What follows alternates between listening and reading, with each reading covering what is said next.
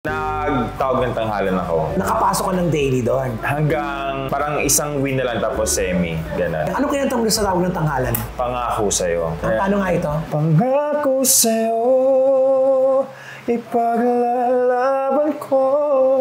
Ano ang nasa isip mo nung talunan ka, lumalabas ka sa ABS-CBN? Naiyak talaga ako. Tapos parang sabi ko, I'm such a disappointment.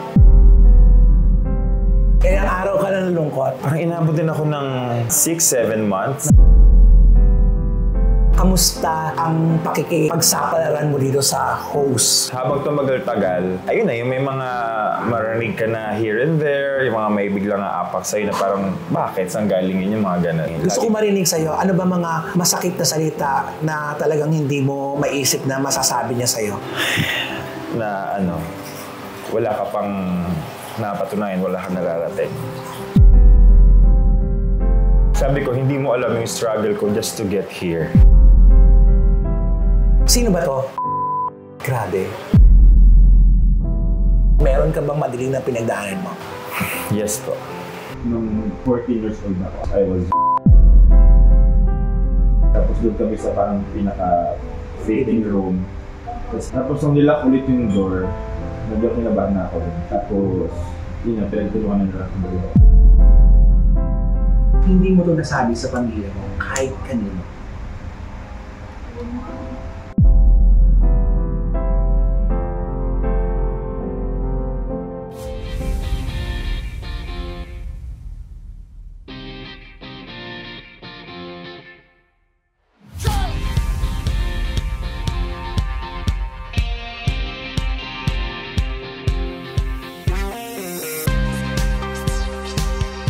Deadma ang nega, deadma ang bash. Dahil ang buhay ay chika-chika lang.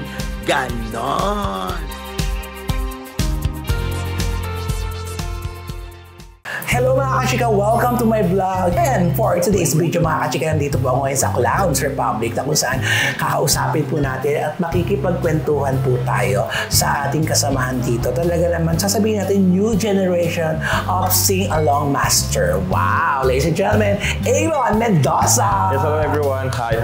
Sa mga subscribers and followers po, yan, hello po sa inyo. Kilalanin po muna natin si Aaron Mendoza para mas maganda ang ating kwentuhan. Panoorin po natin ito.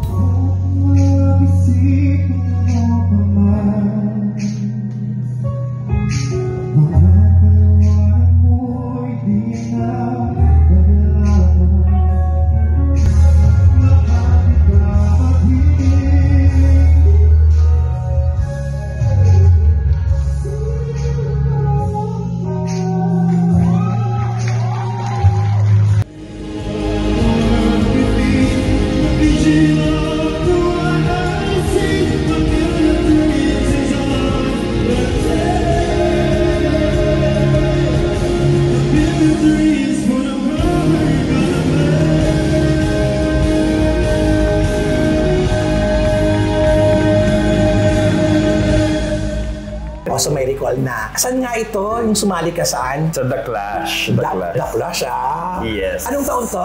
Season 3, 2022 yata. Hanggang semifinals ako nun. Tapos yun. Parang yun naging make or break sa singing career ko eh. Before then kasi, parang hindi ko alam na kaya ko pala makipagsabayan sa mga singers ngayon ng mga power belters, mga baguhan. Kasi parang mga usually, akala ko kaya ko lang mga pakit lang, mga harana. Pero during nung The Clash kasi, doon ako na piga talaga. Nahasa. Yes. Pero bago ka pumasok sa The Clash, paano ka nagsimula kumanta?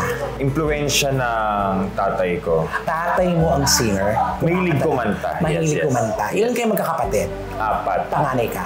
Pangalawa sa panganay. Tapos ako lang yung napunta sa entertainment talaga. Kailan mo nalaman na marunong ka palang kumanta? Parang since I was a kid. Kumakanta ka na talaga? Oo, kasi alam mo yung mga the usual na yung inuudyokan ka na, o kanta ka, bigyan ka ng tita mo ng pera, gano'n. Na-experience ko yun siya eh. So parang doon ko na-realize. Tapos narinig ko yung mga pinapatugtog ng tatay ko, yung mga usual na matugtog ng Sunday hits, mga ganyan. Diyos ko, yung mga luma talaga? Yeah. So medyo old soul kasi talaga ako. Ilang taon ka sumalang sa stage? Kung natatandaan mo pa. Parang mga nasa 17 yata. 17 ka na. Nung sumasali ka sa mga contest. Sa ano pa yun? Pinoy Pop Superstar ni Miss Reg. Ang dami mo na pala nasali na. Parang nang nasali akong season noon, yung mga season ng mga Santos. Yan, Yun ang first mong sumali. Yes, Sa tapos... TV sa contest sa mga pyesa-pyesa, never. Never. TV agad. Sorry mo naman. Tapos ligwak. Doon sa Pinoy Pop Superstar. Superstar, nakapasok ka ng ano? Hanggang sa bago mag-live. Kasi nung mga time na yun, puro kasabay talaga mga biritera. Nung time na yun, sobrang hilaw pa ako eh. Alam mo sa sarili mong hilaw ka? Yes. Doon sumasali ka naman? Yes, parang trinay ko lang talaga kasi parang, syempre may nag-uudyok din sa akin, kaya parang feeling ko okay kaya. Ang lakas ng loob mo. Yes. Pagkatapos ng Pinoy Pop, eto na, The Clash. Di pa, nagtawag ng tanghalan ako. Nakapasok ka ng daily doon. Hanggang parang isang win na lang tapos semi. Ganun. Ano kinanta mo sa tawag ng tanghalan? Classic songs din. Kay Sir Ray. Pero may story pa before pabigay sa akin yung kanta na yun. Yung pangako sa'yo. Yung tawag ng tanghalan ba sila namimili para ikanta mo? Hindi ikaw yung personal choice mo yun? Magkapasa ka ng songs mo tapos i-evaluate siya kung pwede ba siyang magamit sa live. So isa sa mga list mo yon yung kanta ni Yes. Valera? Yes. Tapos may story pa rin kasi dapat hindi ko siya makakanta sa laban ko. Kasi nga, nung time na yun, si Sir Ray yung judge kasi. So maigpit talaga sila. So parang nagkaroon kami ng interview na, are you sure na gagamitin mo yung kanta ni Sir Ray? Kasi alam mo naman na siya yung hurado natin, ganyan. At least may ganun pa. Yes, diba? pero sabi ko, I should go for this piece kasi ito yung piyesa ko talaga eh. Anong kanta to? Pangako sa'yo. Paano nga ito? Pangako sa'yo, ipaglalaban ko. Ginaw! Sobra. Ginaw, no? Muntik pa siyang hindi ma-approve kasi. Parang nag-debate pa sila about it kung okay lang ba. Nilaban ko talaga. Sabi ko, it's now or never. Saka parang yun na yung first singing contest na talagang lalaban ako eh. On national TV. Oo, kasi ang daming nanonood nito. Grabe. Yes. Tapos, ewan ko, parang siniwerte din ako sa song na yun kasi andun si Ma'am Shi Carla. Gusto niya yung rendition mo? Yes. Parang I was told na yung kanta Pangako sa'yo, napakarami ng artista, singer na kumanta niyan. Sobrang dami nang nag-revive. Tapos parang sabi ni Ma'am Shi Carla na parang yung rendition ko yung kakaiba kasi may sariling flavor na wala akong pinaggayahan. Yun, ang maganda. Kaya pala nagkakaroon ng debate kasi mahirap kasing kumanta, lalo ako nandyan yung original composer at singer. Kasi magkakaroon talaga ng comparison talaga eh. Yes. Pero inilaban mo. Nilaban ko talaga. Nung paglaban mo, kamusta naman? Yun yung naging winning piece ko talaga. Tapos hanggang sa nakapasok na ako, sunod-sunod na. Wow, Toro. Tapos yung paminsan-minsan ni Sir Richard Reynoso.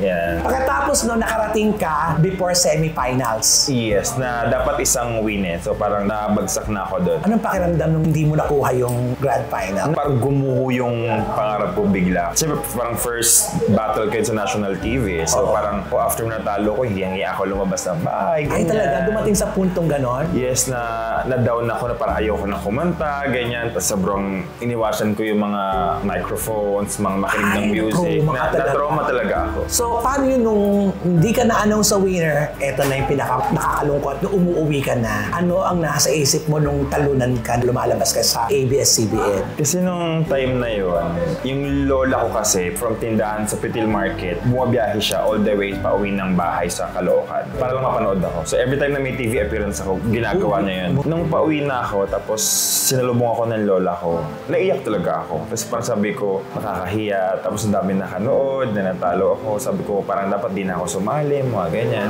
Anong sabi ng lola mo? Ang tawag sa akin lola ko, Noy. So okay lang yan, Noy. Tuloy lang. Ang ganda ng boses mo. Hindi pa ito yung oras mo. May darating na para sa'yo. So, kumakalma ka na nun. Pero deep inside, nahihiya pa rin ako sa sarili ko. Parang I'm such a disappointment.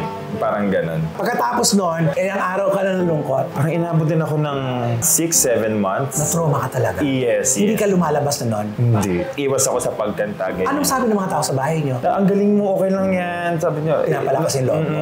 Pero ako parang hindi. Naisip ko nung time na yun, may kaya pa ako ibigay eh. Pero hindi ka nabigyan ng chance. Oo, medyo dinaga ako nung time na yun eh. eh. Kasi siguro, I was told kasi nung araw na yun na, I don't know if it's a joke, pinamit na sa akin yung mga kalaban ko kasi usually gano'n naman talaga. Parang nag-joke around sila na parang ito na yung magpapababa sa'yo, gano'n. Ay, nasindak ka agad. So parang after noon, sa rehearsal kasi marinig mo yung mga songs nila eh. Ang taas ng songs niya. Kasi parang nag-stick ako dun sa craft ko na puso ilalaban ko, puso. Pero yung kalaban ko, birit talaga. So parang another generation of biritera, ganon. So nawalan ka doon.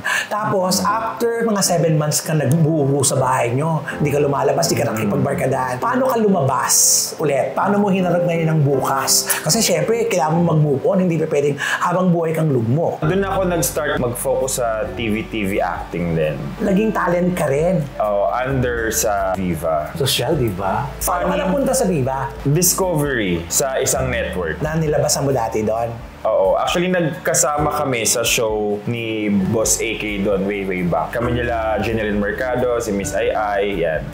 Naging talent ka na doon minsan. May show kami nun, yung Superstar Duets yan. So parang impersonation and kantahan talaga siya. Talaga naman palang artistahin ka na talaga ever since. Pero gusto mo lang talaga magkaroon ng title eh. Yun ang inilalaban mo talaga. Yes. Kasi parang nag-promise ako sa sarili ko na yung bloodline namin na parang ako yung magiging una na alam mo yun. Pagkatapos niyan, nag-Viva ka na, nag-Viva talent ka na. Yes. May ginawa ka ba project sa Viva? Ang dami, mga supporting roles sa mga movies, ganyan. Tapos sa TV. Natatandaan mo ba yung mga pelikulang nagawa mo? Oo, sa Miss Granny, yung Abay Babes, yun kami nila Natalie Hart, Ronnie Liang, ganyan. Yung sa TV naman, madalas doon sa Ipaglaban Mo, yung kami nila Angelica Panganiban, Wendell Ramos. Galing, dami mo na palang nagawa. Tapos, ang weird lang doon kasi, yung laging role na napupunta sa akin, yung mga bad boy, yung mga kanal, mga ganan. Yung mga taliwas sa tunay mong pagkatao. Ang hirap noon, ha? Yes, naalala ko pa noon doon sa Ipaglaban Mo, kami ni Riza Senon, parang re-raping ko siya doon. So kami nila Jeff Eigenman. Sabi, parang magagawin to? Kasi parang first time ko magkaroon ng intimate scene na ganun eh. Ayan, ang layo pala ng tinakbo ng karir mo, no? Pero lahat na pagdaanan mo, singer, actor, paano ka napunta sa comedy bar? Sa Itbulaga. Eto yung kaninang sinasabi natin na sumali ka sa... Yung Superstar Duets. Kasi parang way back pa lang kasi nagkakasama na kami ni Boss AK kasi. Pero this time, contestant ka na. Sa Bida Next. Siyempre, ikaw parang sanay ka na eh. Advantage mo na yun eh, para sa mga kalaban mo. Sanay ka na humarap sa camera at sa tao. Kamusta ang Bida Next mo? Masaya yung journey. Sobrang nakaka-artista yung feels eh. Ito ba yung gusto mo talaga? Special treatment? Kasi yan yun, di ba? Saka yung nakakatuwa kasi, ang babait ng mga staff eh. From guard to everyone. Welcoming talaga, no? Pagpasok mo dun sa studio, yung mga bosses na dun very approachable. Hindi mo maramdaman na ito sila. Though, there's a wall pa rin naman kasi they're the bosses. Yes. Pero hindi mo maramdaman na parang yung gano'n, yung may gano'n. Kamusta ang journey mo sa Bida Next? Doon kasi sing, dance, kasi lahat ng talent mo eh. Talent portion talaga doon. Kasi kaso, Kuya Robin, hindi ako sumasayaw eh. Never akong sumayaw in my entire bibigyan ka nila ng chance sumayaw doon. Yes, diba? yes. Doon ka nalaglag. Hindi. Doon ako nakapasok. Doon sa pagsayaw-sayaw mo pa. Yes. Siguro nakita nila na ginagawa niya ang lahat. I'm willing and able matuto. Yes. And willing magkamali din, gano'n. So parang sinabi ng writer, anong sayaw mo? Hindi ko po alam, hindi ako sumasayaw eh. Kahit na ano, sabi ko, pwede po yung budots na lang. Gano'n, budots na lang. Yung mga batang hamog eh. Sabi ko, bahala na. I mean, this is now or never eh. Parang sabi ko sa sarili ko, gusto mo to, di ba? Kung ayaw mo sumayaw, dapat di ka pumunta dito kasi mapahiya ka. Alam mo, yan naman ang maganda sa'yo. Handa ka sa mga pinapasok mo. Kahit na ano pa siya, basta pag nandun ka na, gagawin mo kung anong hinihingi nila. Ang galing mo. So, nung tapos na yung sa singing, sa acting, yung sa sayaw naman, sabi ko, ayan na, tutugtog na. Ito na to. Gumanong ganun na. Pulis na. Tapos, na-enjoy ko na lang siya. In-enjoy mo na. Yes. Parang deep inside, nahihiya pa rin ako sa ginagawa kasi hindi ka komportable. Yes, national TV. Tapos, first sayaw ko ever, budots pa. Alam mo yun. Pero it was fun. Natuto din at the same time na your only limitation is yourself. Correct. Tapos, kamusta naging resulta ng Bida Next? Nung nakapasok na ako, tuloy-tuloy na yung mga iba't like mga online hostings, ganyan. Tapos, nung parang selection na ng top 16 yata yun or 11, doon ako nalaglag. Kasi parang hindi ako yung sa mga hinahanap nila. So, yun yung ano ko. Oo, kulang yung criteria para sa'yo. Yes. Pero, Paano yun? Nalaglag ka na naman. Pang ilan laglag mo na to? Lagi na lang. Ano ang pakiramdam mo nung nalaglag ka na naman dito at di ka naman natawag? Doon naman, nung nalaglag na ako, mas na-excite ako kasi every time na natatalo ako, nauuhaw ako sa ano eh, naging... Yung eagerness mo, gusto mo lalo. Parang yung hunger ko nandun na parang, I want more, ganyan. So, mas nagiging drive ko siya. Tapos mas pinaghahandaan ko. Tapos inisip ko, kaya ako nalaglag kasi siguro ganito, ganyan. So, parang criticize ko na yung sarili ko. Like, kaya ako nalaglag dahil dito. So, ito yung dapat mong gawin. Parang, ano sabi ng lola mo? nung time na wala na siya. Ito recent, nawala siya nung mga 5 years. Kausap pa kita nun, di ba? Sabi mo na may sakit lola mo, parang ganon. Sa bawat journey ko, kasi siya naman talaga yung pinaka-inspiration ko. Maliban din sa family ko and mga pamangkin ko. Kasi malapit sa'yo ang lola mo, di ba? Lola's boy. Laking lola ako eh. Tapos, Kaya, laking tindahan ako sa Petil Market. Yung PR skills ko din, doon ko rin nakuha eh. Doon sa tulong din ng lola ko eh. Kasi at the age of 6 kasi, naglalako kami ng mga sibuyas, bawang, ganyan. So, okay, marunong ka talaga sa buhay. yes. Tapos ang journey mo sa Vida Next, eto na, marami ka ng racket. Siyempre, once na nakita ka na sa TV, hindi mo na alam kung sino yung kukuha kung saan nanggagaling ang mga racket. Yes. Doon. Ngayon, paano ka napunta rito sa clown? Sabi ni Boss AK noon, Nung natalo ka na niyan. yes, sabi niya, magbubukas ng clouds. Kunin kita, ang galing mo. Ganun. So, nabigyan ako ng validation na parang may puwang naman pala talaga ako. Kahit hindi ka nanalo, di ba? Yes. Nabigyan niya ako ng panibagong pinto. Pero inisip ko nung time na yun, kasi sarado pa yung clowns nung time na yun eh. So parang ako, baka ano lang to. Drawing. Yes. I mean, syempre, it's Boss AK, di ba? Sino ba naman yung lalapitan ka ng isang Alan K, di ba? Or random, di ba? At katapos pa rin ng pandemya niyan. Yes. Tapos, pinanghawakan ko lang yung salita ni Boss AK. Parang lumipas yung mga ilang buwan, like 2-3 months yata. Tapos, ayun na. Tinawagan ka na. Sabi niya, pumunta ka dito, hanapin mo si Paul, ganyan-ganyan. Ito, bagong-bago to sa gagawin mo, hindi na to sasayawin. Ipataw kasi magpapatawa ka na, makikipag-usap ka na sa kapwa mga host. Kamusta ang pakikipagsapalaran mo dito sa host? At first, sobrang kaba kasi hindi ko nga siya gamay, hindi ko siya field, hindi ko siya forte. Siyempre, ang daming seniors, magbibigay ng mga advice dito, ganyan. Siyempre, mga ngapa ka, it's normal naman. Natututo naman ako. Habang tumagal-tagal, ayun na, yung may mga marinig ka na here and there, yung mga may biglang aapak sa'yo na parang, bakit? Saan galing yun yung mga ganun? Ay, naranasan mo yun? Naramdaman mo yun? Yes. Okay lang yun kasi nang kwentuhan naman natin dito yung personal mong nararanasan sa sing-along. Katulad mo, lalaki po siya kaya mas mahirap para sa kanila kasi yung pakikipag-usap sa tao, iba kasi pag bakla ka na host, mas madali makipag-usap kaysa yung totoong babae at lalaki ka. Parang nalungkot ka nung sinabi nung napagdaanan, mukhang may struggle ka rito. Real talk, yung totoo. Yes. Gusto ko malaman yan para maiwasan natin yan sa mga susunod pang mga host na bago sa trabaho ito. Anong struggle mo dito? May isang tao kasi na siya yung nag-welcome nung time na yun. Parang sabi niya, dapat always keep your feet on the ground, huwag lalaki ulo mo, marunong ka makisama, enjoy mo lang yung trabaho mo, then everyone will see the goodness in you. Basta parang ganun. Tapos parang nag-iba yung ihip ng hangin kasi. Disappointed ka. Kung sino pa yung nagpalakas sa'yo ng loob dati, siya pa yung unang-unang ngayon kritiko mo. Yes. And it haunts me every time Every time ako makikita ko kasi siya, parang nagka-flashback kasi yung mga episode na yun Ay, talaga na-hurt ka talaga doon? Sobra. Iniyakan mo yun? Oo, malala. Sobra kuya. Sobrang lala. Kasi laging ganun Gusto ko marinig sa'yo, ano ba mga masakit na salita na talagang hindi mo maisip na masasabi niya sa'yo? Na wala ka pang napatunayan, wala kang nararating. Sinabi niya sa'yo yun? Yes. Pero sa akin kasi, may napatunayan ako, lalo sa family ko. Sabi ko, hindi mo alam yung struggle ko just to get here. I've been through hell, here and there, para lang makapunta dito kung nasan ako ngayon. Tapos sasabihin mo sa akin na wala pa ako narating. Sabi ko, sa'yo wala. Pero sa mga tao na kapaligid sa akin, sa pamilya ko, meron. Kasi napabinyagan ko yung mga pamangkin ko, nasusuportahan ko yung mga needs nila ng mga bata, yung panggamot ng mama ko, yung mga gastusin sa bahay, ganyan. For so many years, hindi ko na-appreciate yun until nung sinabihan niya ako ng ganun. Sino ba to? Okay na kayo ngayon? No. Grabe. Sa palagay mo, bakit niya sasabi sa'yo yun? Pera. Money issues.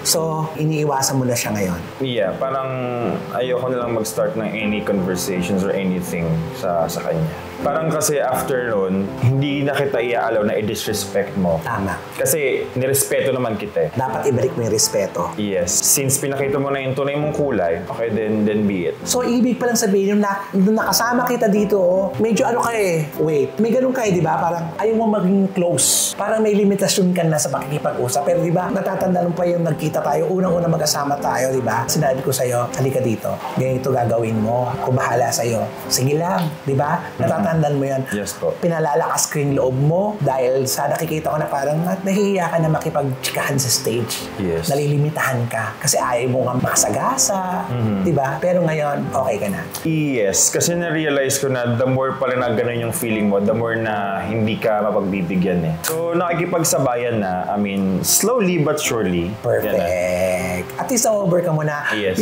Yun lang. Nai-enjoy mo na ngayon ang entablado. Yes, na-enjoy ko na siya and doon hindi may iwasan pa rin yung mga minimal issues. Pero dagdag flavor na lang din yun eh. Correct. At ngayon, mas malaki na ang kita mo kasi ang dami mo ng racket na I'm happy for you. Yes. Iba ka kung saan-saan ang mga racket mo. Thank you. Meron ka bang mga kwento sa buhay mo na hindi mo pa naikikwento kahit kanino? Meron ka bang madilim na pinagdaanan mo? Yes po. Naiiyak ka na, hindi pa nagsisimula ang kwento. Ano to? Nung 14 years old ako, I was kasi nung time na yun, wala eh, parang kasama ko sa pag-build ng pangarap yung lola ko eh. So lahat ginagawa mo? Yes. Tapos may nag-offer, ganito, ganyan. Parang isasali daw ako sa isang competition sa TV. Sabi ko, sige po. Tapos inayan nila ako dito. Somewhere in Tondo lang yun. Check natin kung may bagay sa damit kasi kailangan pagdating doon maisususutin mo, ganyan. So nag-fit ako ng mga damit. Nung tumagal-tagal na, patingin ang katawan mo na. Ganyan. So doon medyo kinakabahan na. Nag-lock na sila ng front door. Tapos doon kami sa parang pinaka-fitting room. Tapos pinasuot nila ako ng bikini something. Una, pinalakad-lakad na po. Sabi nila, wow, ang flawless mo na ma-evidence. Parang medyo nawala yung kama ko kasi akala ko baka modeling na siya. Kasi pinupuri ka. Yes. Tapos nung nilak ulit yung door, medyo kinabahan na ako din. Tapos, yun na, pinagtulungan na nila akong door. Ano na sila? Pagkatapos, ano nangyari sa'yo? Hindi na ako makapalag doon kasi naka-lock na yung door. Tapos, parang pinuputak nila akong door. Nakatak ka na rin. Hindi mo to nasabi sa pamilya mo, kahit kanino. Ngayon malalaman na nila. Gusto mo bang malaman nila? O itatago mo ito habang buhay? Okay lang din po siguro para awareness na din sa iba. Kasi nung time yun, since sobrang eager ako na ma-achieve yung dreams ko. So parang hindi ko na namalayan na buwaba yung safeguard ko and gano'n. Nakikita mo pa ang mga gumawa sa inyo ito? Yes po. Anong gusto mong gawin? Gusto mong mabigyan ng hustisya ang ginawa nila sa'yo? Parang gusto ko silang puntahan, tapos gusto kong tanungin na bakit. Pero hindi kasi ako pag-try ng galit ko.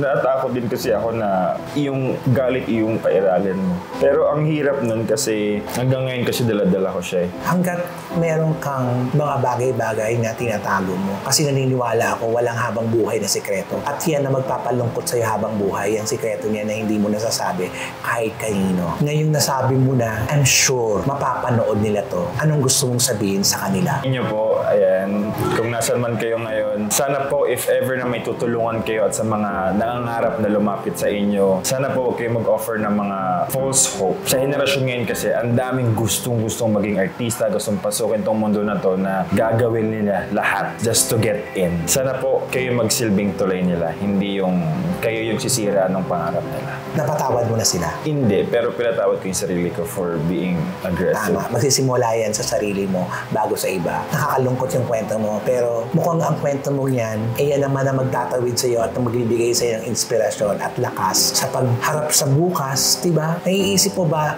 na lahat ng mga pinagdaanan mo, ito na ang magandang kapalit? Yes.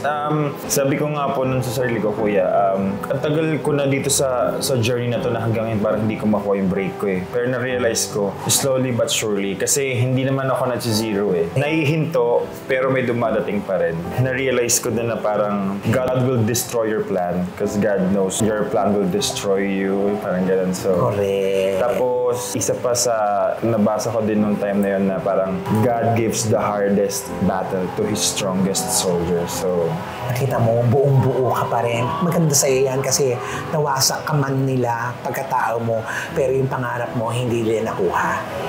Yan ang magdadala sa'yo sa tagumpay. And I'm sure, unti-unti mo na nakikita na nakabukas na ang pintuan para sa'yo. At sasabihin mo, it's my turn. Wow! Ang galing! At syempre, anong gusto mong sabihin sa kanila, yung mga kasamaan natin? Kasi di ba alam naman natin dito, sa trabaho natin, saya, lungkot, away, saya, lungkot, away. Walang permanente, di ba? Kaya ang sabi ko lagi sa'yo, good deeds, okay lang yan. Huwag mo nang isa puso lahat ng mga nararanasan mo dito. Basta kung ano lang gusto mong gawin dito, magtrabaho ka, pagkatatrabaho mo, nakuha yung sweldo, uwi. yes po. I'm happy for you. Sa mga ate at mga kuya ko po dito sa industriya na to, isa lang po yung natutunan ko talaga na palagi natin piliin maging masaya at mabuting tao dahil napakahirap na may dalang bigat sa dibdib. Iba yung Aaron Mendoza. Akala mo matanda yung kinausap mo, no? Alam mo, pinatatag ka ng panahon, Aaron. Yes po, yung mga philosophies in life. Correct. Ipagpatuloy mo yan kasi nararamdaman ko malapit na talaga yung pangarap mo makuha at masungkit ang ginto ng tagumpay. Ganon! Pangarap na between yes. Correct. Oy, thank you, Aaron. Thank you po. Thank you so much po. Pero alam mo, kayang-kaya mo yan kasi Salamat. nasa iyo naman ang lahat. Gwapo, matangkad, magaling kang kumanta, magaling kang makisama, sa ano pa. Yan na yun. May Good kulang luck. pa po yan. Ano? Masarap. Ay, teka naman. So, with that, mga kachika, Aaron Mendoza, maraming po salamat. Ito po yung Facebook account at saka IG account niya. Ayan po. Message po siya kung gusto niyo po ng singer sa mga party nyo. Andito po siya available. So, with that, mga kachika, sa aking vlog, Deadman Mega, Deadman Bash, dahil ang buhay ay chika-chika lang. Ganon. Thank you very much. Thank you, kuya.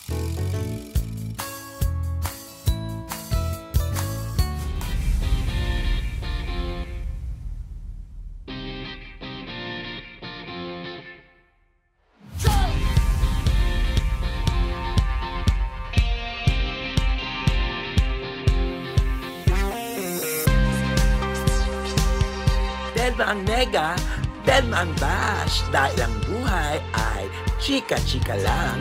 Ganon!